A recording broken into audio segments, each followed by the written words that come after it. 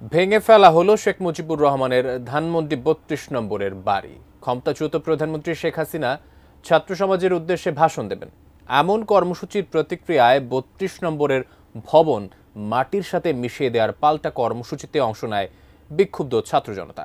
গত রাত থেকে শুরু করে আজ সারা দিনে ৩ তলা ভবনে প্রায় পুরোটাই ভেঙে ফেলা হয়েছে। বুধবার রাতে হামলা, ভাঙচুর ও অগ্নিসংযোগের পর কিছুটা বিরতি নিয়ে বৃহস্পতিবার ভোর থেকে আবারও শুরু হয় ধানমন্ডি ৩২-এর শেখ মুজিবুর রহমানের বাড়ি গুঁড়িয়ে দেওয়ার কার্যক্রম। এক্সক্যাভেটর দিয়ে ভাঙা হয় ৩ তলা ভবনের অর্ধেকটা। হাতুড়ি শাবল দিয়ে ভাঙন কাজে যোগ দেন ছাত্র জনতার একাংশ।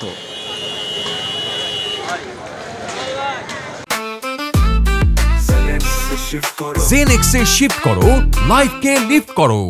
শেখ হাসিনা যেরকম অভিযান চালাতো, এই বিভিন্ন বাসায় যেয়া জঙ্গি অভিযান চালাইতো, নাটক অভিযান চালাইতো, যে বিভিন্ন ধরনের নাটক তৈরি করত, আমরা কঠোর অভিযান চালিয়েছি।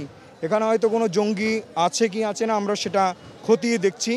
মুসলিম লীগকে ধ্বংস করেই তারা আওয়ামী লীগ করছিল, আর সেই আওয়ামী লীগই ধ্বংস হয়ে যাবে আর গেছেও, আর বাংলাদেশে তাদের অস্তিত্ব থাকবে না। পাশের ৬ তলা ভবনটি ব্যবহৃত হতো পাঠাগার হিসেবে, সেখানেও চলে ভাঙচুর ও অগ্নিসংযোগ। এ সময় ভবন দুটিতে লোহালক্কর, বই ও আসবাবপত্র লুট করতে দেখা যায় অনেককেই।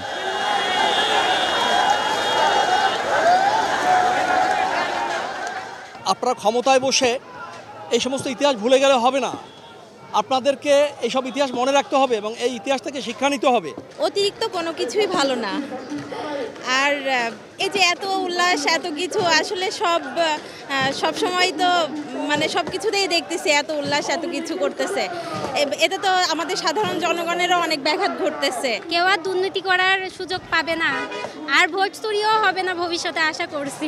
দুপুরের দিকে ৩২ নম্বরের বাড়ি ভাঙার প্রতিবাদ জানাতে গিয়ে এক নারী মারধরের শিকার হন।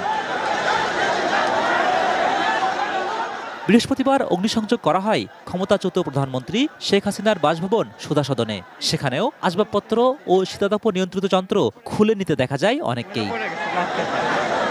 Zahid Hossain, ATN news, Dhaka.